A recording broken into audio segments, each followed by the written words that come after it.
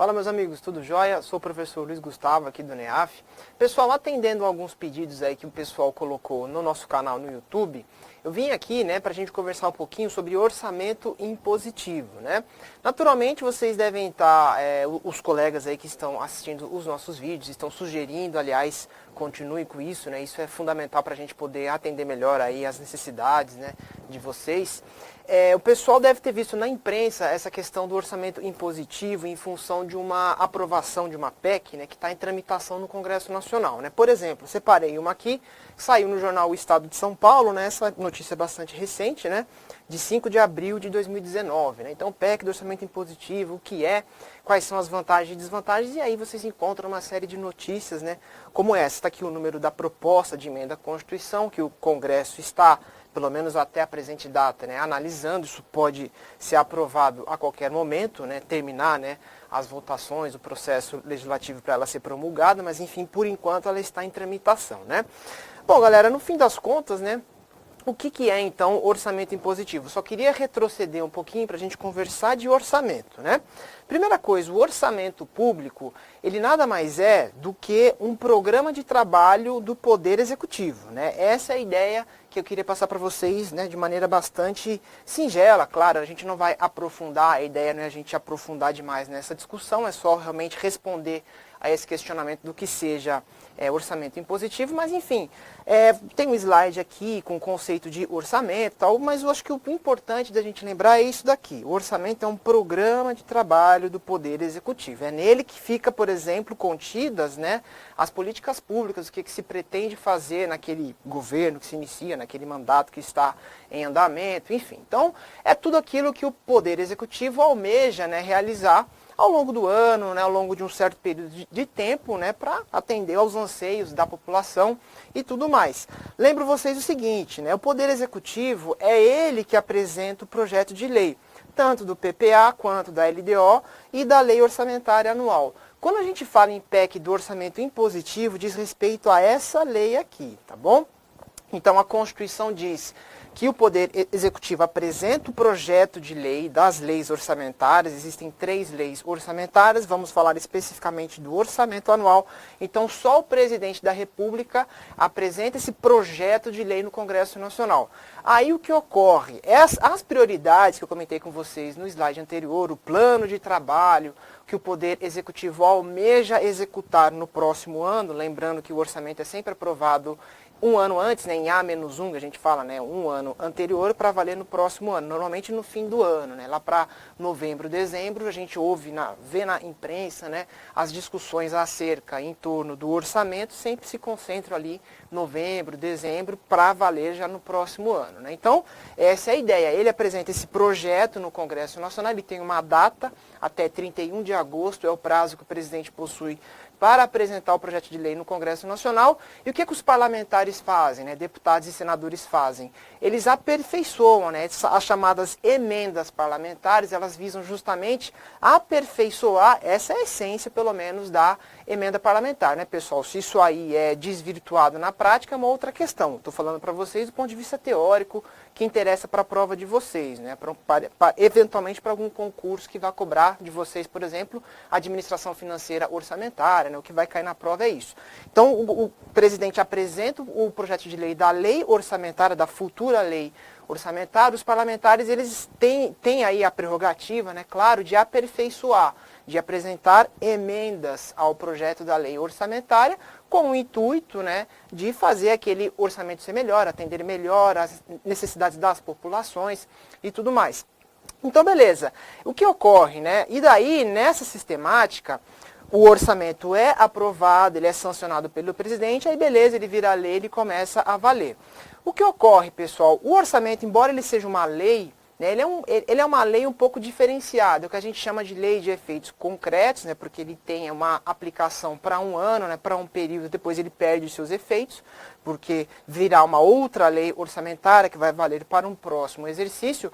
Mas além dessa questão dele ser uma lei de efeitos concretos, temporária, o orçamento é uma lei, melhor dizendo, autorizativa. O que significa ser uma lei autorizativa? Ela autoriza o governo a executar certas despesas. Tem algumas despesas que são obrigatórias. O governo não pode deixar de gastar, ele tem que gastar naquilo. Por exemplo, educação é uma despesa vinculada, o governo não pode gastar o mínimo do que previsto na Constituição em educação, que é de 25% para a receita de impostos, por exemplo. Então o governo não pode gastar menos que isso. Saúde também é outra despesa vinculada, o governo é obrigado a gastar um certo percentual da receita corrente líquida em saúde. Outra coisa, pagamento de pessoal, né, para pagar os salários dos funcionários públicos, dos servidores públicos, as aposentadorias.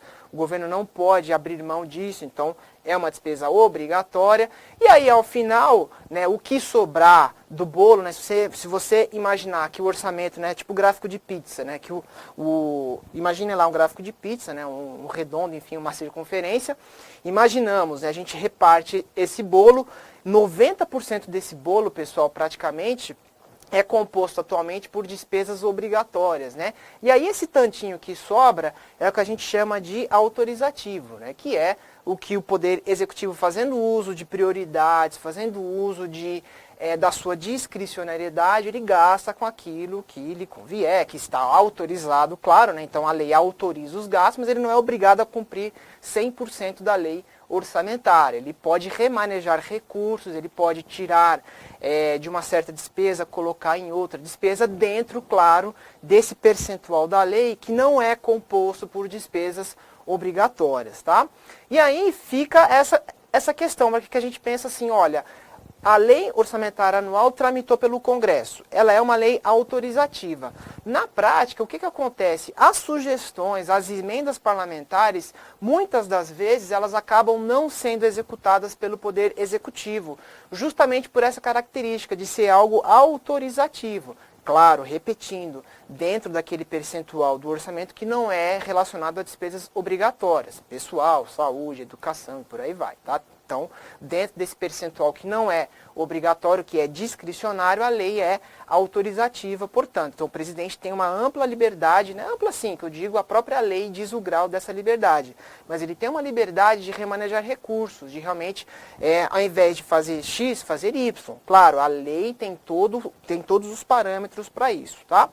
Enfim, diante desse quadro, os parlamentares se sentem ainda, né, desprestigiados, porque muitas das vezes eles apresentam as emendas que, na essência, visam aperfeiçoar o orçamento, mas acaba que o presidente não executa, justamente pelo aspecto de ser uma lei autorizativa. Quando o presidente lá está em vias de cumprir aquilo, ele remaneja recursos, ele joga por uma outra prioridade, por uma outra atividade, por um outro projeto, e aí acaba que não atende ao anseio, às sugestões que os senadores e deputados fizeram, né? Enfim.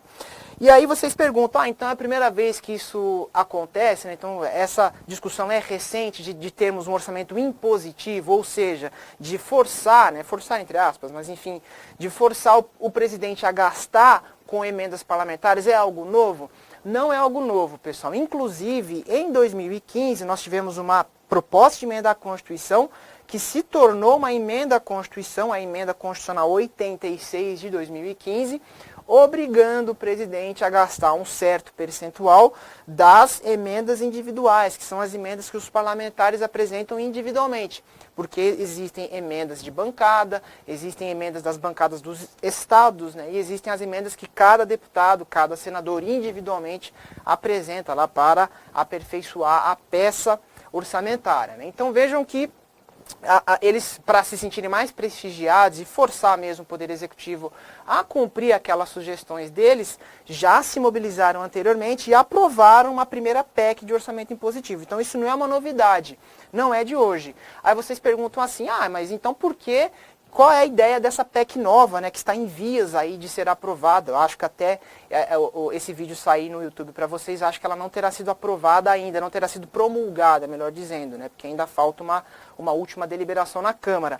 Mas, enfim, a ideia é a seguinte, é aumentar o percentual que o presidente é obrigado a gastar com emendas parlamentares. Por exemplo, na atual redação da Constituição, a redação imposta, modificada pela emenda constitucional 86, o presidente é obrigado a executar 1,2% da receita corrente líquida, sendo que 0,6% deve ser destinado à saúde. Então, sobrariam aí, né, 0,6% por presidente executar de emendas de parlamentares, de senadores, de deputados, 0,6% da receita corrente líquida. Uma das ideias da PEC que está em tramitação agora na Câmara, em vias de ser promulgada, enfim, é aumentar esse percentual de 0,6% para 1%.